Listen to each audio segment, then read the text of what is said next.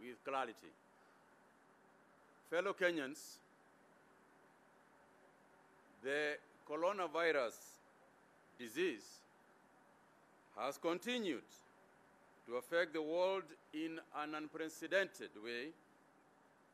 Global statistics today indicate that there were 266,073 confirmed cases and 11,000 deaths. The epicenter of the virus has shifted from China to Europe. In Africa, confirmed cases as of March the 21st were 572, with 12 reported deaths. On Friday, we announced that there were no new coronavirus cases and that the 7 patients who were tested positive for the virus were undergoing treatment and were stable. We continue to monitor their progress, as well as the individuals who have come in contact with them. And I may add here that they continue to be stable. In the last 72 hours, however, we have received confirmation of an additional 8 cases who have tested positive for coronavirus. This now brings the total number of those who have tested positive to 15. Out of the latest 8 cases, 5 are Kenyans and 3 are foreign nationals. The foreign nationals are 2 French people and 1 Mexican. All the 8 are imported cases from Europe and America. The ages are between the age of 20 for the youngest and 57 years for the oldest. All the 8 came through the Jomo Kenyatta International Airport between the 4th of March and the 17th of March. And they all have been isolated at various facilities and are being monitored by our teams. We are tracing 363 persons who had come into contact with these patients. So far, we have also an additional 3 people waiting processing at Bagathi Hospital. The rest have been processed and discharged. All the patients, except the one who is at the coast, at Msambweni, are all in stable condition. The government is organizing to having the patients in Msambweni airlifted to Nairobi for further treatment. As I mentioned on Friday last week, our actions continue to be guided by the trends that we have observed. That the number of infected persons increases dramatically in the second week following confirmation of the first case. I did further indicate that these coming 2 weeks are extremely critical for this country as we seek to contain the outbreak. We remain focused on emphasizing high levels of hygiene and the maintaining of social distance as the most effective containment measures. This morning, when we were launching the CT scan center in Jomo Kenyatta Hospital, you will recall, those of you who attended the conference center, the press conference, that throughout the discussions with doctors from many centers in China, the French doctors as well, the emphasis was on exactly the same thing: the levels of hygiene and social distancing as an effective measure. Fellow Kenyans, the government has, in the first few weeks, announced various measures that are aimed at containing this virus. However, much to our disappointment, we have noticed that majority of our people have continued to ignore these measures and are behaving as if it is business as usual. As I cautioned last week, this disease is not a joke.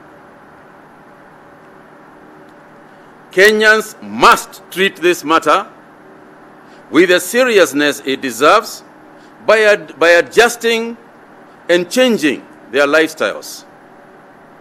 If we continue to behave normally, this disease will treat us abnormally.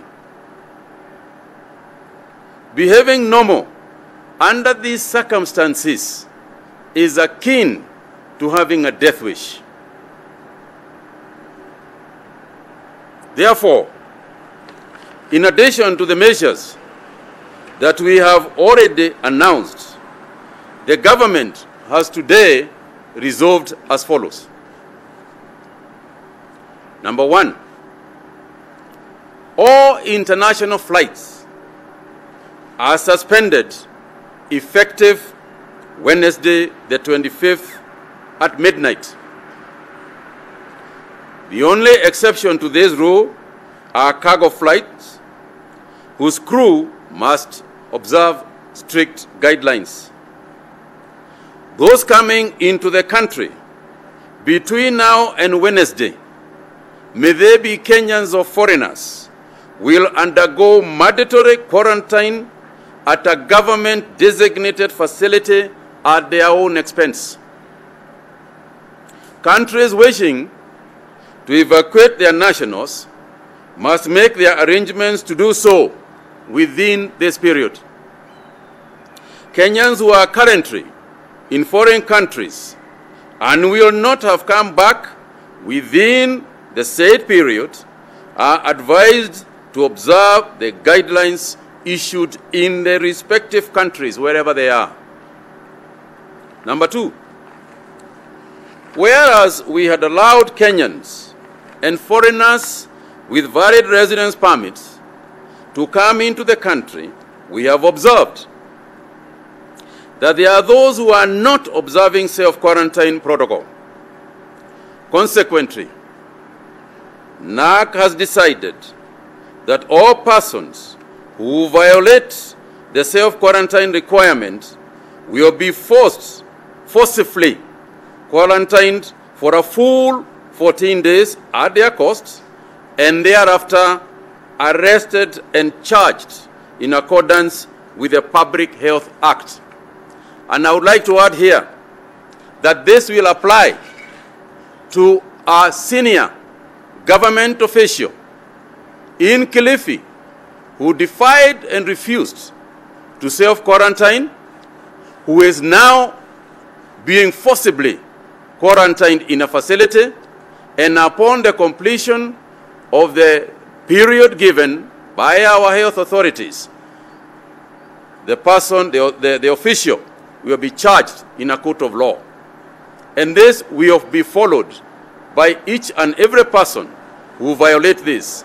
I would like to urge, particularly those students traveling from the UK, traveling from the US and other countries, to observe this rule very strictly. And it will be enforced. And further, I would like to appeal to the younger people who are coming not to be close whatsoever to the older persons, because as has been shown by statistical evidence elsewhere, as soon as the young people come into close proximity with older people, the older people begin to die. So even as we talk about quarantining and we talk about distancing, it is important for people to remain alive to the fact that the older people are a lot more vulnerable. 3, effective midnight tonight, all bars will remain closed until further notice. Restaurants are to remain open, but only for purposes of facilitating takeaway services. This is meant to secure the social distance requirement, noting that the increased risk of transmission that those facilities can cause.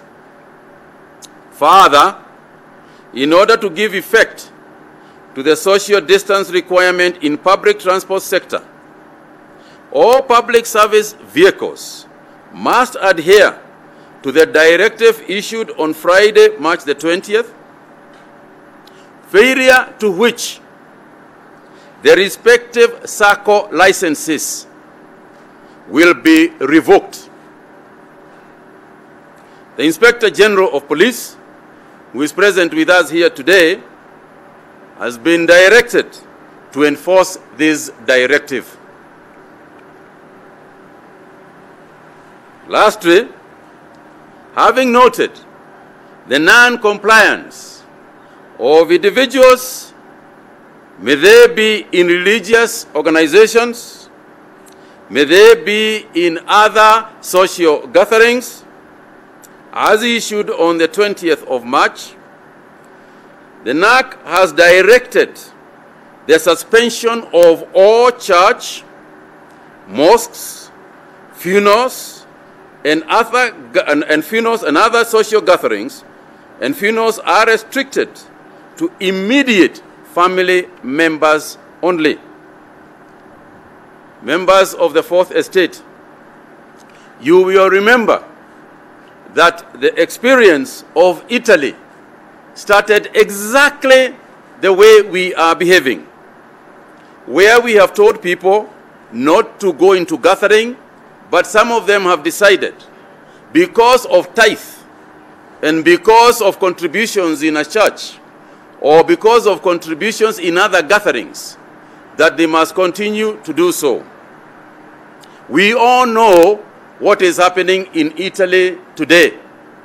Yesterday, 789 people lost their lives in 24 hours. There is nothing that we have done that is not going to give us exactly the same experience if we exhibit exactly the same behavior. It would be irresponsible of this government to allow this sort of behavior to continue, knowing very well what consequences they are. When you go into this kind of social gatherings, it is almost like committing suicide in the long run, or in the medium term. And the social media today is abuzz with individuals who are nauseated by the behavior that Kenyans are exhibiting, even as we know the circumstances that are ahead of us. Once again, we are aware that these measures may be inconvenient, but I assure you that they are necessary to meet the objective of keeping Kenyans safe. Long after coronavirus has been secured, we will still have weddings, we will still have churches, we will still have mosques. But what is the point of continuing with these institutions as if nothing is happening and cut your gathering post-coronavirus by half. What is the logic? What is it that I do not understand when we tell Kenyans this is not a joke? So in the coming week, you will be observing enforcement measures that the government will have to take to make sure that what we are saying is correct. Even gatherings within the streets that are unnecessary should not be held. Stay at home. Stay at home. If you are not doing anything in the town, if you are not doing anything in the shopping center, if you are not doing anything in the dukas and kiosks, if you are not doing anything in the market, we shall only be opened along guidelines that the security operators are going to observe. Go home. Stay at home. People are getting sick because they came in touch with somebody else. The people we are talking about, the 8 people we are talking about, some of them are tourists. They have been to the pubs. They have been to the hotels. They have come in touch with some of us. And you don't know, as you speak next to your colleague, you don't know who is sick. And therefore we are saying this is not business as usual. And we will ensure that it will not be. I would like to ask the PS, Karanja Kibisho, to also say 1 or 2 things before also I ask the IG to speak to some of the points that we have raised. Thank you very much, Waziri. And I'm addressing myself to the National Government Administration officers as a follow-up of a communication that we did last week.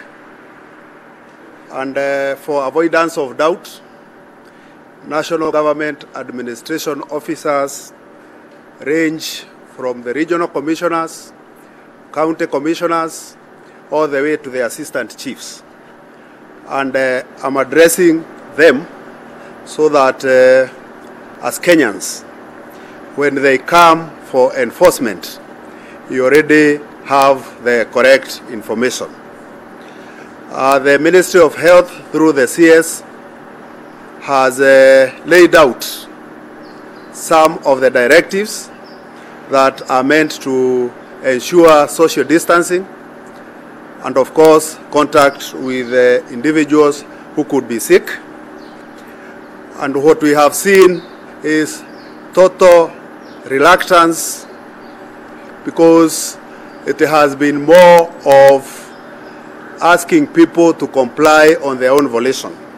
And therefore moving forward and to make sure that we understand each other, the National Government Administration officers are hereby directed that moving forward, there will be no churches that will be open, they'll shut them. And if you are found with an open church in your area of jurisdiction, disciplinary action will be taken against you. There will be no gathering in mosques, in shrines, and in all places of worship.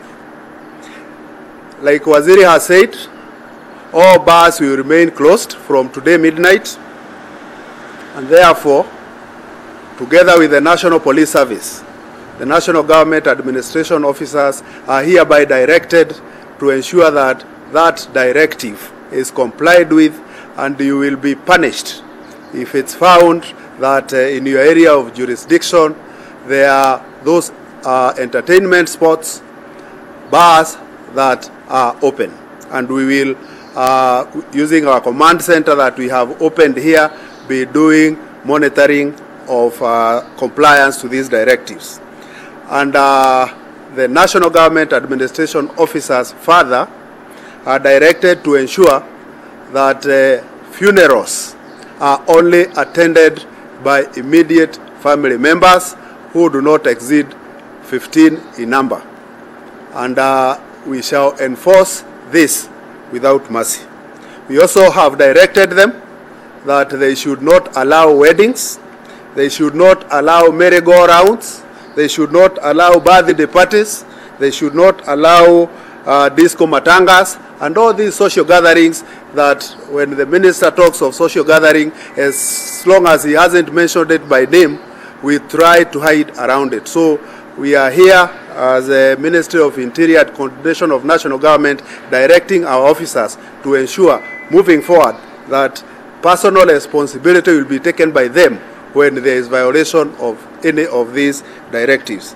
And because one of the other directives touches on the transport sector, where the enforcement is both by the National Transport and Safety Authority and the National Police Service, I would want to call upon the IG to come and direct the officers who are responsible for enforcement to do exactly that. IG.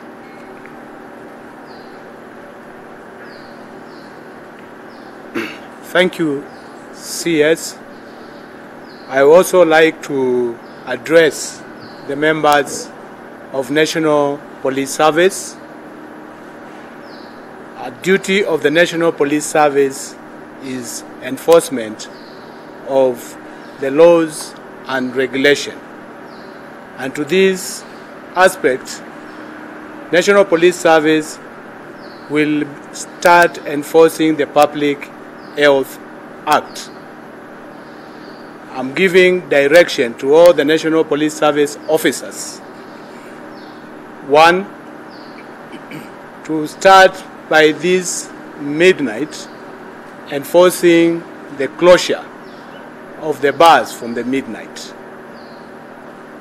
Secondly, to start enforcing the regulations of the matatus, observing the outlined regulations, observing distance in the matatus, the numbers of passengers in the matatus, and the health standard. We are also going to enforce and support the national government administration officers in enforcing all the social gathering and public gathering which have been outlined, that no social gathering, wedding, funerals, disco matangas, churches, and others which have been mentioned here. On top of that, I'm directing all the officers from the National Police Service to ensure that the self-quarantine is enforced. Those who will not observe the self-quarantine will deal with them accordingly. After we enforce the quarantine, we'll follow up with those patients when they are through with the medical team, and we'll arraign them in court. We'll also do this with, in conjunction with the office of DPP. So I urge all the members of public to cooperate. Those who are going to cooperate, the National Police Service will be able to work closely with them. And definitely those who are not going to cooperate will enforce the arm of the law. Thank you. In addition to the law enforcement agencies, we are also working very, very closely with the counties. And I would like to invite Governor for Isiolo, Mohamed Kuti, to say something regarding that cooperation, especially to do with the issuance of directives within the counties. Governor Kuti. Thank you. I would like to take this opportunity to thank the cooperation that has been existing between the national government and the county governments in all the counties. The county emergency response teams have been formed, co-chaired by the county governors and the county commissioners. the purpose of this committee is to domesticate and adapt the National Coronavirus Emergency Response Team, which is here.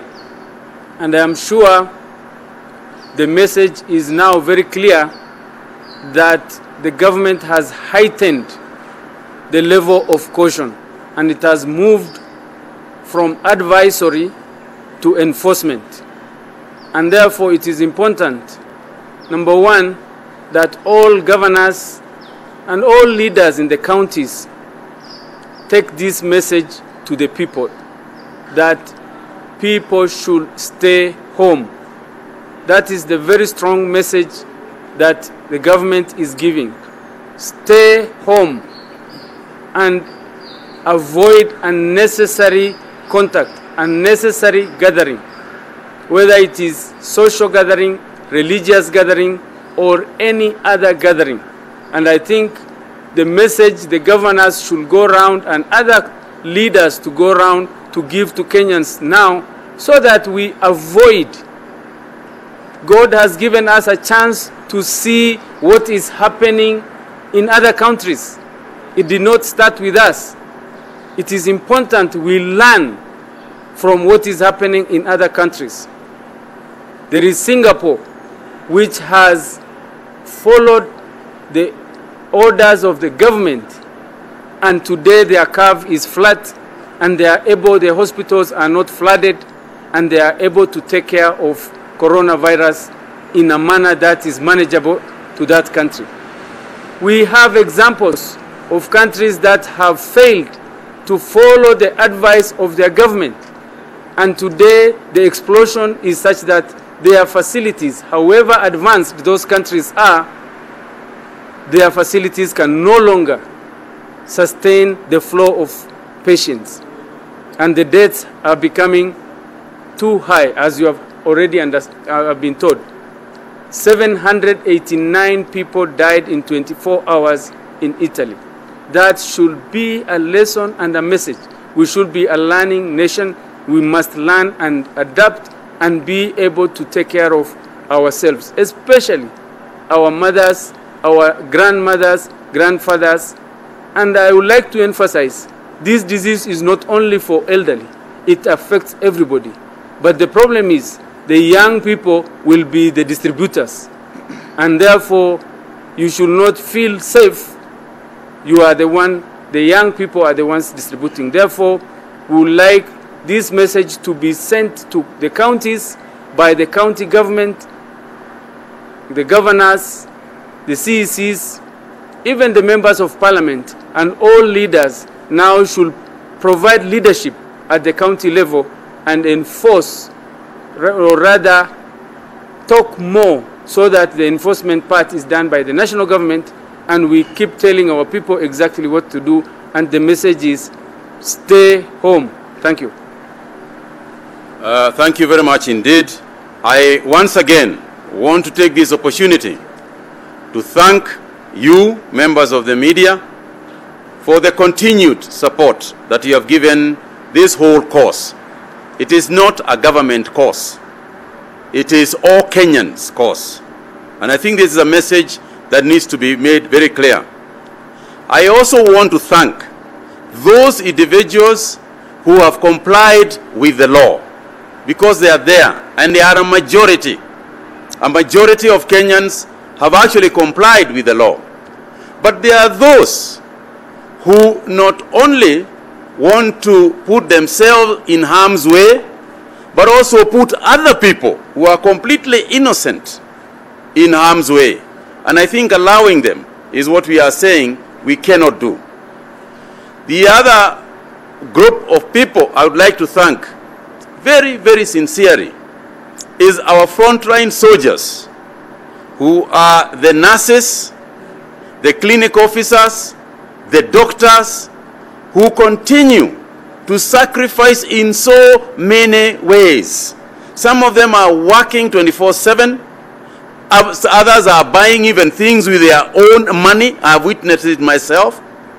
And these are people working. If people are working this hard to save Kenyan lives, why then would others want to demean this effort, to ignore this effort, and continue behaving badly? So I want to thank them with a special passion and tell them to please continue. Our job, and we have been directed by the President, is to ensure that the lives of nurses, through the use of equipment, through the use of PPEs, are properly protected. The nurses, clinic officers, the doctors, our entire medic troop is secured in all manner that we can. So thank you all very, very much. Maybe we can take one or two questions and then call it a day. I think the directives are pretty clear. Yes, please.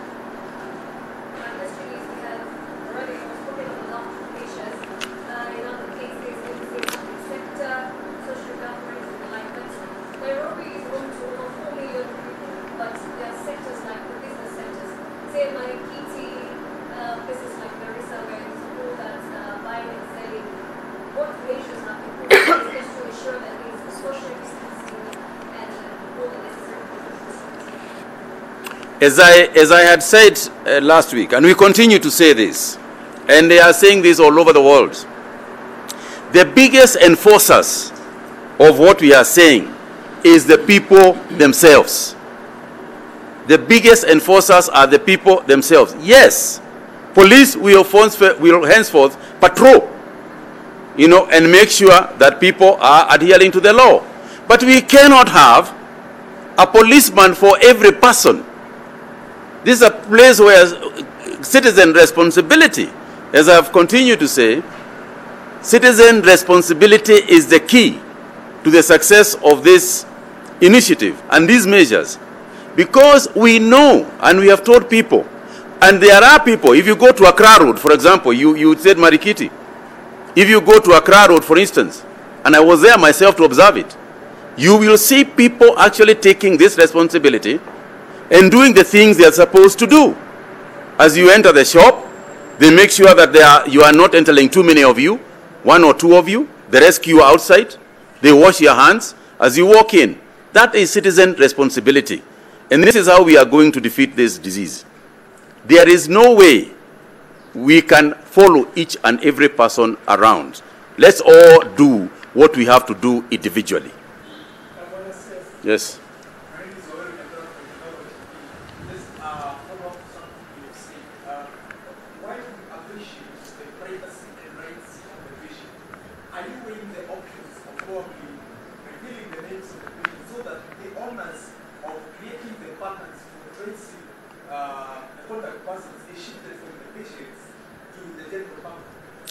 Well, as you know, democracy and the rule of law has its cost. And we are not disclosing the names of the individuals at the moment. However, what we are doing is asking those individuals, and you'll be hearing more from them on this, because some of them have already told us that they actually want to speak to the point. They want to say and tell their story. And therefore, we will make it voluntary. But where a person has violated, where they have violated the directive, it will be pretty obvious who they are, because they are going to go to court.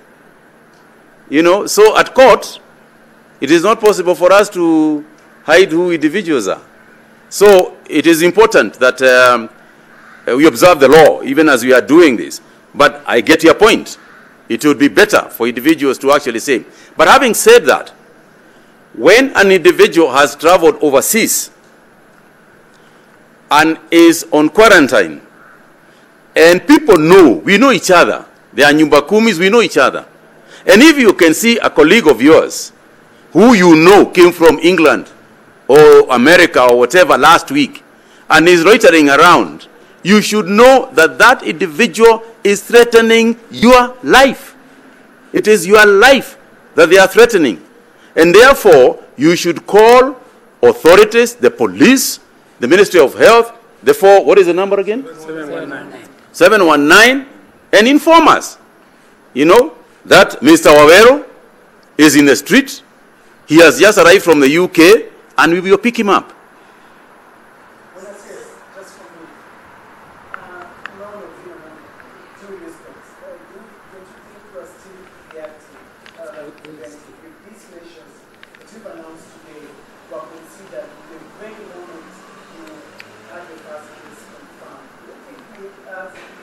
No, I don't think so. We work on empirical evidence, not on emotions. We work on empirical evidence, and we have got reasoning and guiding behind us that is making us make the decisions that we have made. In fact, the decisions that we are making today were not even made at the time that we are making them by the countries that we spoke about. Yes, one final one.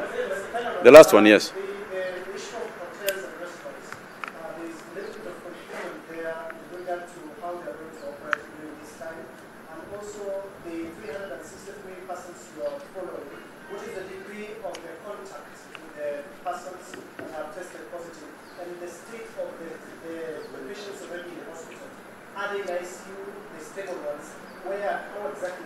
Okay, starting from the last one, we don't have anybody in ICU. Everybody that we have at the moment is pretty stable.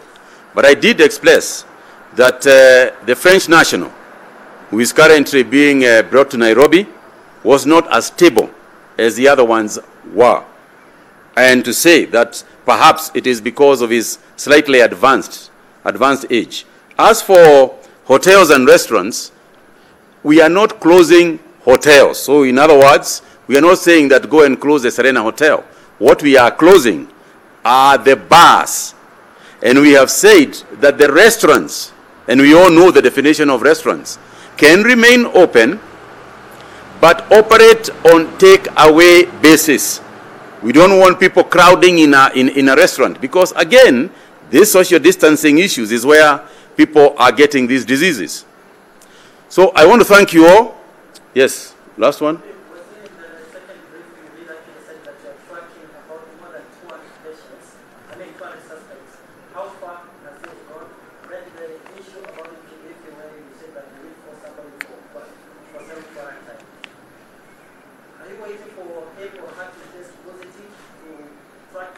The individual that I spoke about in Kilifi is already positive.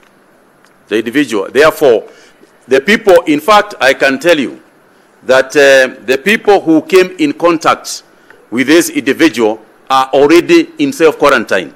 Never mind that the tests are going on. Even as the tests are going on, they are all in quarantine. And of course, upon them testing positive, then we would have to take them in. But at the moment, they are in self-quarantine. I think the advantage here is that, or if there is such a word in these circumstances, is that, as I said, all these cases are essentially import cases. They are all cases of individuals who have been away, who have traveled away, who have been in contact with people within the travel, within their traveling. So that's the biggest advantage. But as for the 300 people that you are saying, these 300 people have been tracked from the 8 people. And you can see how wide, that's what we are saying, you can see how wide this whole contamination, can get. So when you get to 300, and then the 300 will also have contacted somebody else. So you can see why it would have been so much easier if people are keeping social distance. Where they kept social distance, you can almost be sure that they'll be fine. But where people are crowding in and not taking measures, as we have said, then that is where we begin to have problems. But I know, and I hope, and I expect that Kenyans will be responsible and assist us as a government to assist our citizens. Thank you very much indeed.